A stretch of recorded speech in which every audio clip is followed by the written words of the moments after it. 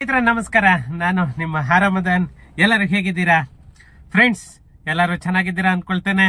ಮತ್ತೆ ತುಂಬಾ ಸಪೋರ್ಟ್ ಎಲ್ಲಾನು ತುಂಬಾ ಕಡಿಮೆ ಆಗ್ತಾ ಇದೆ. ಏನು ಅಂತ ಗೊತ್ತಾಗ್ತಾ ಇಲ್ಲ. ಯಾಕಂದ್ರೆ ನನ್ನ ಕಡೆಗೂ ಡಿಫಾಲ್ಟ್ ಇದೆ, ರೆಗ್ಯುಲರ್ ಆಗಿ ವಿಡಿಯೋಸ್ ಅಪ್ಲೋಡ್ ಮಾಡೋಕ್ಕಾಗ್ತಾ ಇಲ್ಲ. ಸ್ವಲ್ಪ ಬ್ಯುಸಿ ಶೆಡ್ಯೂಲ್ ಇರೋದ್ರಿಂದ ಸ್ವಲ್ಪ ವಿಡಿಯೋಸ್ ಮಾಡೋದಕ್ಕೆ ತುಂಬಾನೇ ಟೈಮ್ ಸಾಕಾಗ್ತಾ ಇಲ್ಲ. ಅದರಿಂದ ಸ್ವಲ್ಪ ವಿಡಿಯೋಸ್ ಅಪ್ಲೋಡ್ ಮಾಡೋದು ಕಡಿಮೆ ಆಗಿದೆ. ಫ್ರೆಂಡ್ಸ್ ಇರ್ಲಿ ಸಾಕು, ನಿಮ್ಮ ಅಭಿಮಾನ ನಿಮ್ಮ ಸಪೋರ್ಟ್ ನನ್ನ ಮೇಲೆ ಸದಾ ಇರುತ್ತೆ ಅಂತ ಹೇಳಿ ಇವತ್ತು ಒಂದು ತುಂಬಾನೇ ಮುಖ್ಯವಾದ ವಿಷಯ, ಅದ್ರ ಬಗ್ಗೆನೆ ಈ ವಿಡಿಯೋದಲ್ಲಿ ಮಾತಾಡೋಣ. ಅದಕ್ಕೂ ಮುಂಚೆ ಇನ್ನು ನನ್ನ ಚಾನೆಲ್ ಅನ್ನ ಯಾರೆಲ್ಲ ಸಬ್ಸ್ಕ್ರೈಬ್ ಮಾಡ್ಕೊಂಡಿಲ್ಲ ಪ್ಲೀಸ್ ಸಬ್ಸ್ಕ್ರೈಬ್ ಮಾಡ್ಕೊಳ್ಳಿ. ಹಾಗೇನೆ ಶೇರ್ ಮಾಡೋ ಮುಖಾಂತರ ನನಗೆ ಸಪೋರ್ಟ್ ಮಾಡಿ ಅಂತ ಹೇಳ್ತಾ ಟೈಮ್ ವೇಸ್ಟ್ ಮಾಡೋದು ಬೇಡ, ನಾವು ವಿಡಿಯೋಗೆ ಹೋಗೋಣ.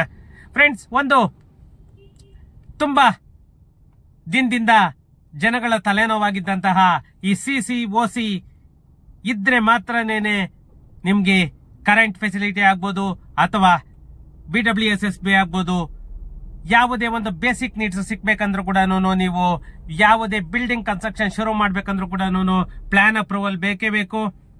ಮತ್ತೆ CCOC ಮಸ್ಟ್ ಅಂಡ್ ಶುಡ್ ಇರಲೇಬೇಕು ಅಂತಂದೇಳಿ ಏನು ಮ್ಯಾಂಡೇಟರಿ ಆಗಿತ್ತು, ಅದು ಅಪ್ ಟು 30-40 ಸೈಟ್ ವರ್ಗು ವಿನಾಯಿತಿ ಮಾಡಬೇಕು. ಅದಕ್ಕೆ ಯಾವುದೇ 30-40 ಸೈಟ್ ವರೆಗೂ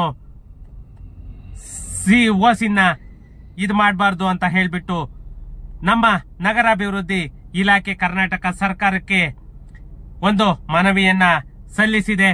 ಯಾಕಂತಂದ್ರೆ ಈ ಪ್ರಸ್ತಾಪವನ್ನ ಸರ್ಕಾರದ ಮುಂದೆ ಆಲ್ರೆಡಿ ಇಟ್ಟಿದೆ.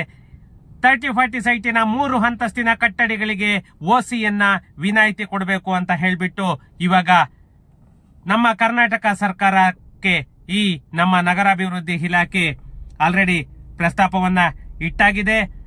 ಏನಂತ ಅಂದ್ರೆ ಈ ನಮ್ಮ ಕರ್ನಾಟಕ ಸರ್ಕಾರ as per supreme court order ಏನ್ ಬಂದಿತ್ತು ಅದರ ಪ್ರಕಾರ ಯಾವುದೇ ಒಂದು ಕಟ್ಟಡವನ್ನ ನಿರ್ಮಾಣ ಮಾಡಬೇಕು ಅಂತ ಅಂದ್ರೆ ಆ ಕಟ್ಟಡಕ್ಕೆ CCOC ಮತ್ತೆ ಪ್ಲಾನ್ ಅಪ್ರೂವಲ್ ಇದ್ರೆ ಮಾತ್ರನೇ ಬೇಸಿಕ್ ನೀಡ್ಸ್ ಅನ್ನೋದು ಕೊಡ್ತೀವಿ ಅಂತ ಹೇಳ್ಬಿಟ್ಟು ಏನು ಅನೌನ್ಸ್ಮೆಂಟ್ ಆಗಿತ್ತು. ಅದರಿಂದಲೇನೆ ಎಷ್ಟೋ ಬಿಲ್ಡಿಂಗ್ಗಳಿಗೆ ನೀರಿನ ಫೆಸಿಲಿಟಿ ಇಲ್ಲದೆ, ಕರೆಂಟ್ ಫೆಸಿಲಿಟಿ ಇಲ್ಲದೆ ಲಕ್ಷಾಂತರ ಜನ ಒದ್ದಾಡೋ ಪರಿಸ್ಥಿತಿಗೆ ಬಂದಿತ್ತು. ಅದು ಎಲ್ಲದಕ್ಕೂ ಕೂಡ ಇವಾಗ ಒಂದು ಪುಲಿ ಸ್ಟಾಪ್ ಇಡೋ ಕಾಲ ಹತ್ರ ಬರ್ತಾ ಇದೆ ಅಂತಲೇನೆ ಹೇಳ್ಬೇಕು. ಏನಂತಂದೇಳಿ ಈ ವಿಡಿಯೋದಲ್ಲಿ ವಿವರವಾಗಿ ನೋಡೋಣ ಬನ್ನಿ. ಕಟ್ಟಡ ನಿರ್ಮಾಣ ಪ್ರಮಾಣ ಪತ್ರ CC, ಸ್ವಾಧೀನ ಅನುಭವ ಪ್ರಮಾಣ ಪತ್ರ OC ಅಂತ ಏನ್ ಹೇಳ್ತೀವಿ. ಈ CC ಮತ್ತೆ OC ಇಲ್ಲದ ಕಟ್ಟಡಗಳಿಗೆ ವಿದ್ಯುತ್ ಮತ್ತೆ ನೀರಿನ ಸಂಪರ್ಕ ಕಲ್ಪಿಸದಂತೆ ಸುಪ್ರೀಂ ಕೋರ್ಟ್ ಆದೇಶ ಏನು ಮಾಡಿತ್ತು.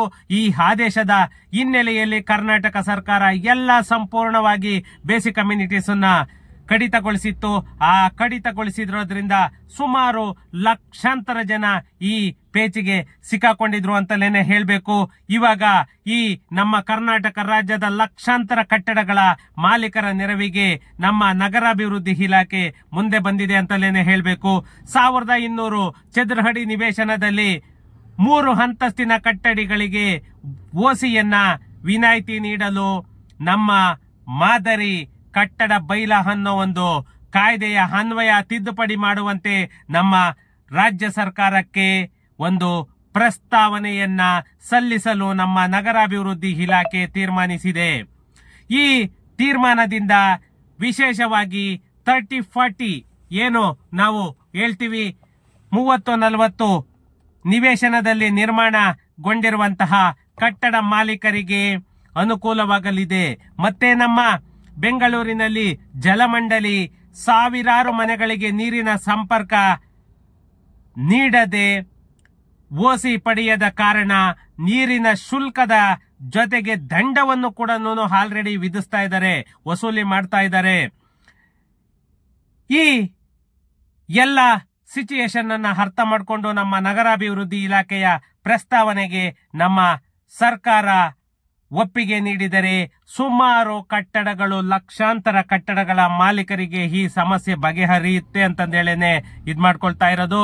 ಏನಂದ್ರೆ ಈ ನಮ್ಮ ಗ್ರೇಟರ್ ಬ್ಯಾಂಗ್ಳೂರ್ ಅಂತ ಏನು ಇವಾಗ ಹೊಸದಾಗಿ GBA ಅಂತಂದೇಳಿ ನಮ್ಮ ಕರ್ನಾಟಕ ಸರ್ಕಾರ ಏನು ಮಾಡಿದೆ. ಯಾಕಂತಂದ್ರೆ ಈ GBA 2024 ಆಕ್ಟ್ ಏನ್ ಬಂತು, ನಮ್ಮ ಕರ್ನಾಟಕ ಮಹಾನಗರ ಪಾಲಿಕೆಗಳ ಕಾಯ್ದೆ 1976 ಕೆಎಂಸಿ ಕಾಯ್ದೆಯ ಪ್ರಕಾರ ಗ್ರಾಮೀಣಾಭಿವೃದ್ಧಿ ಮತ್ತೆ ಪಂಚಾಯತ್ ರಾಜ್ ಇಲಾಖೆಗಳ ಮಾದರಿ ಕಟ್ಟಡ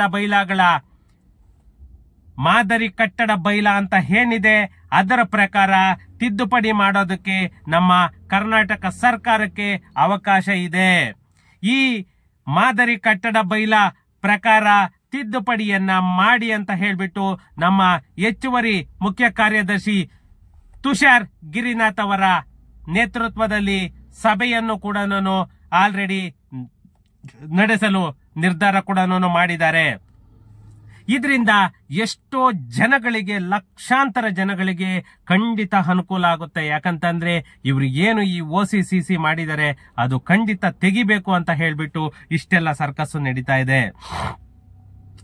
ಈ OC ಅನ್ನೋ ಪ್ರಮಾಣ ಪತ್ರದಿಂದ ವಿನಾಯಿತಿ ಏನು ಆಗ್ಬೇಕು ಅಂತ ಇದ್ ಮಾಡ್ತಾ ಇದ್ದಾರೆ ಅಂತ ಅಂದ್ರೆ 1200 ಚದರ ಅಡಿ 30-40 ಸೈಟ್ ಅಂತ ಏನ್ ಹೇಳ್ತೀವಿ.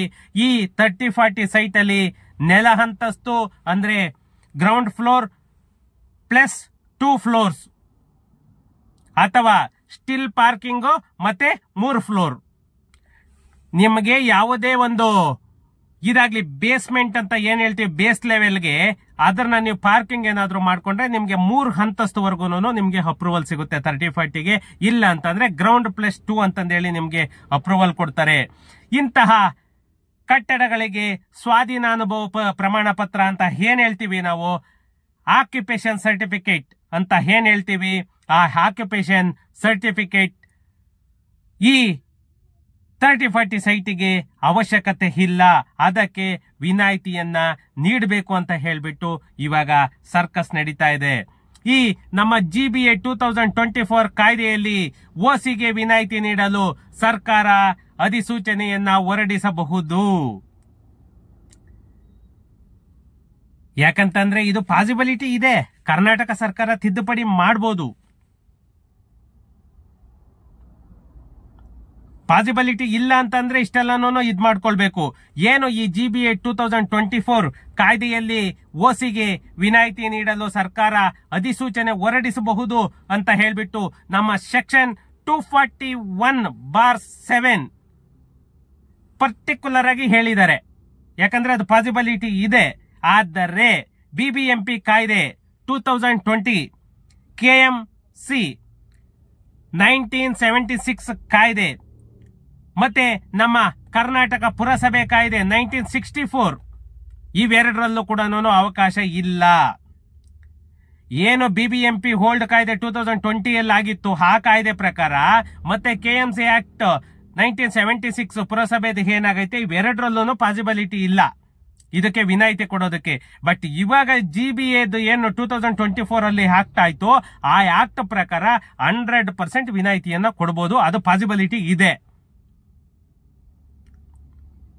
ಅದರಿಂದಲೇನೆ ನಮ್ಮ ನಗರಾಭಿವೃದ್ಧಿ ಇಲಾಖೆ ಕರ್ನಾಟಕ ಸರ್ಕಾರಕ್ಕೆ ಒಂದು ಪ್ರಸ್ತಾವನೆಯನ್ನ ಇಟ್ಟಿದೆ. ನೋಡೋಣ ಏನಾಗುತ್ತೆ ಅಂತ ಹೇಳ್ಬಿಟ್ಟು ನಮ್ಮ ಮುಖ್ಯಮಂತ್ರಿ ನೇತೃತ್ವದಲ್ಲಿ ಮತ್ತೆ ಉಪಮುಖ್ಯಮಂತ್ರಿ ಕಾನೂನು, ಆಹಾರ ಮತ್ತೆ ನಾಗರಿಕ ಪೂರೈಕೆ, ಕೈಗಾರಿಕೆ, ಇಂಧನ, ಕಂದಾಯ, ನಗರಾಭಿವೃದ್ಧಿ ಮತ್ತೆ ಪೌರಾಡಳಿತ ಸಚಿವರೊಂದಿಗೆ ನಡೆದಂತಹ ಈ ಸಭೆಯಲ್ಲಿ ಎಲ್ಲ ಕಾಯ್ದೆಗಳಲ್ಲೂ ಸಮಾನಾಂತರ ಅವಕಾಶ ಇರಬೇಕು ಎಂಬ ಅಭಿಪ್ರಾಯ ಕೂಡ ವ್ಯಕ್ತವಾಗಿದೆ ಅಂತಲೇ ಹೇಳಬೇಕು. ಯಾಕಂದ್ರೆ ಏನು ಈ ಸಭೆ ನಡೀತು ಆ ಸಭೆಯಲ್ಲಿ ಮುಖ್ಯಮಂತ್ರಿ ನೇತೃತ್ವದಲ್ಲಿ ಆಲ್ರೆಡಿ ಒಂದು ಸಭೆ ಆಗಿದೆ.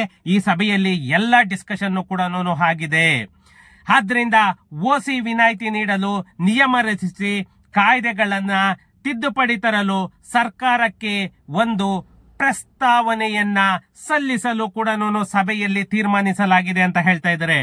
ಇನ್ನೊಂದು, ಈ ಸಭೆಯಲ್ಲಿ ನಗರಾಭಿವೃದ್ಧಿ ಇಲಾಖೆ, BBMP ಇಲಾಖೆ, ಬೆಸ್ಕಾಂ ಇಲಾಖೆ ಮತ್ತೆ ಪೌರಾಡಳಿತ ಇಲಾಖೆ ಮತ್ತೆ ಇಂಧನ ಮತ್ತೆ ಪಂಚಾಯತ್ ರಾಜ್ ಆಯುಕ್ತಾಲಯದ ಅಧಿಕಾರಿಗಳು ಕೂಡ ಉಪಸ್ಥಿತರಿದ್ರು. ಯಾಕಂತಂದ್ರೆ ಎಲ್ಲ ಅಧಿಕಾರಿಗಳನ್ನ ಕೂರಿಸಿಕೊಂಡು ಆ ಸಭೆ ಮಾಡಿದ್ರೆ ಇಮ್ಮಿಡಿಯೇಟ್ ಏನಾದ್ರೂ ಕೂಡ ಒಂದು ಡಿಸಿಷನ್ ತಗೊಳ್ಬಹುದು ಅಂತ ಹೇಳ್ಬಿಟ್ಟು ಪ್ರತಿಯೊಂದು, ಯಾಕಂತಂದ್ರೆ ಇದೆಲ್ಲ ಕೂಡ ನಮ್ಮ ರೆವೆನ್ಯೂಗೆ ಸಂಬಂಧಪಟ್ಟಿರೋದೇನೇನೆ.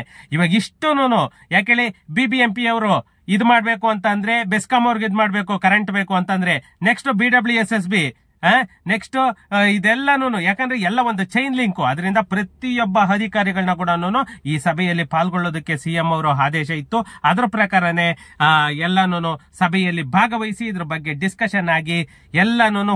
ಸ್ನೇಹಿತರೆ, ಈ ನಮ್ಮ ಕರ್ನಾಟಕ ಸರ್ಕಾರ ಏನಾದ್ರೂ ಈ ನಮ್ಮ ನಗರಾಭಿವೃದ್ಧಿ ಇಲಾಖೆಗೆ ಏನಾದ್ರೂ ಸ್ಪಂದಿಸಿ ಅವರ ಪ್ರಸ್ತಾವನೆ ಪ್ರಕಾರ ಏನಾದ್ರೂ ಇವರು ಅಪ್ ಟು 30-40 ಸೈಟ್ವರ್ಗು ಈ ಓಸಿಗೆ ವಿನಾಯಿತಿಯನ್ನ ಕೊಟ್ರೆ ನಿಜವಾಗೂ ಅದಕ್ಕಿಂತ ಒಂದು ಗುಡ್ ನ್ಯೂಸ್ ಬೇರೆ ಇಲ್ಲ ಅಂತಲೇನೆ ನಮ್ಮ ಎಲ್ಲ ಬೀಕಾತ ಪ್ರಾಪರ್ಟಿ ಆಸ್ತಿ ಮಾಲೀಕರೆಲ್ಲಾನು ಬೇಡ್ಕೊಂತಿರೋದು. ಅದಕ್ಕೆ ಅದೊಂದು ಮಾಡ್ಕೊಟ್ರೆ ಅದಕ್ಕಿಂತ ಖುಷಿ ನಿಜವಾಗೂ ಬೇರೆ ಇಲ್ಲ ಅಂತಲೇನೆ ಹೇಳ್ಬೇಕು. ಏನೋ ಒಂದು ಪ್ರಸ್ತಾವನೆಯನ್ನ ಇಟ್ಟಿದ್ದಾರೆ, ಅದರ ಪ್ರಕಾರನೇ ಎಲ್ಲ ಸಕ್ಸಸ್ ಆಗ್ಲಿ ಅಂತ ಹೇಳ್ತಾ ಫ್ರೆಂಡ್ಸ್ ಸಿಗೋಣ ನೆಕ್ಸ್ಟ್ ವಿಡಿಯೋದಲ್ಲಿ. Thank you.